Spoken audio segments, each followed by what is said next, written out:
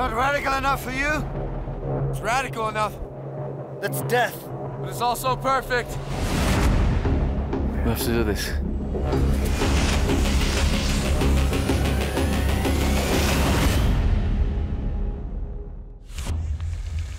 Yeah!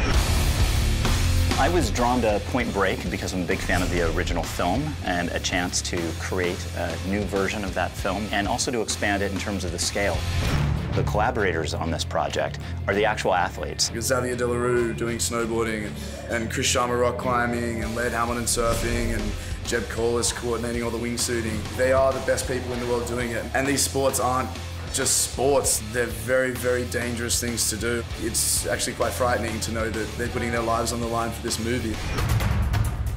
Our version of Point Break is going to be a much larger scale project, both in terms of the sport and scale of the movie. Utah fell into the world of extreme sports and he kind of had this death wish for the most of his life before he was an FBI agent. I believe that, like me, the people behind the robberies are extreme athletes. Give me something. What kind of people are we dealing with here? It definitely keeps elements from the first one, which is an amazing movie and a movie that has inspired us.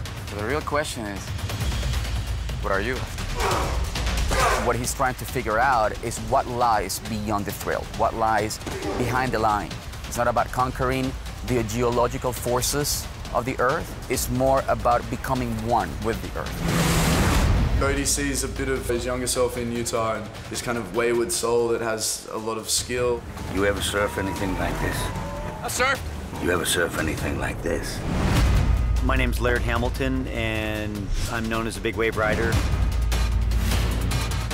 you ready? Let's go.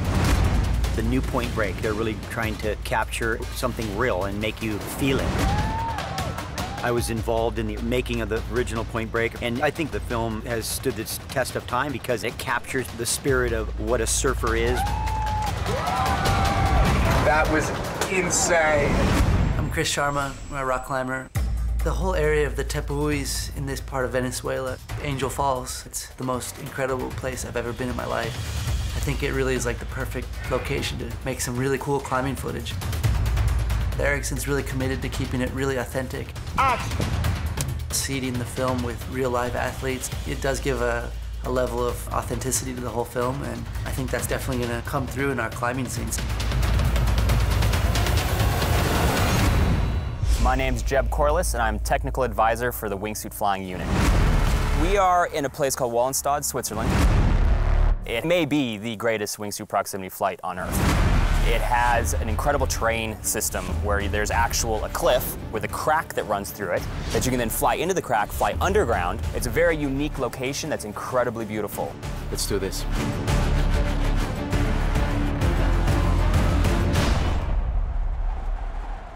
This is an incredibly complicated wingsuit sequence. Go! We have a whole team of guys. We've got 4 characters, and then you have to have a cameraman who's following them, so you're looking at 5 people in close, tight formation, flying into a very narrow gorge that slices through a mountain. The first time I watched those 5 guys enter that crack, I was like, it was one of the most spectacular things I've ever witnessed. My whole life has been flying wingsuits. It's been everything to me since I was 16 years old. These are the greatest wingsuit pilots who have ever lived. I'm here because I need to find out who I am, where I belong. We can only be responsible for our own path, brother. Such a huge scale movie in so many countries, so many extreme sports, incredible action. When you're making a movie that has a cult following, you're gonna have to do it justice.